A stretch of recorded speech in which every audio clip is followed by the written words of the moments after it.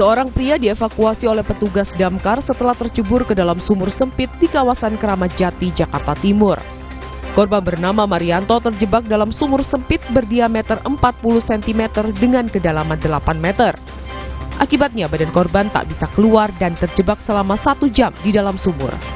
Korban yang sudah lemas dievakuasi oleh petugas Sudin Damkar Jakarta Timur dari dalam lubang sumur menggunakan katrol. Korban mengaku tak sengaja terjatuh ke dalam sumur saat memperbaiki saluran air yang rusak. Dewan Pengawas KPK kembali melanjutkan pemeriksaan saksi terkait dugaan pelanggaran etik Ketua KPK Firly Bahuri. Hari ini, Dewan Pengawas KPK akan memeriksa 2 orang saksi dalam kasus dugaan pelanggaran etik Firly Bahuri. 2 orang saksi yang diperiksa, yakni dari internal pegawai KPK. Mobil angkutan kota ludes terbakar saat mengisi bahan bakar di pom bensin daerah Sukabumi, Jawa Barat.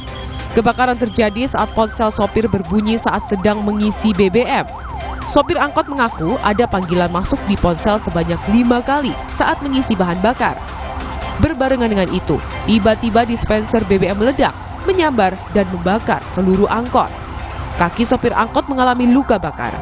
Api akhirnya dapat dipadamkan petugas 20 menit kemudian.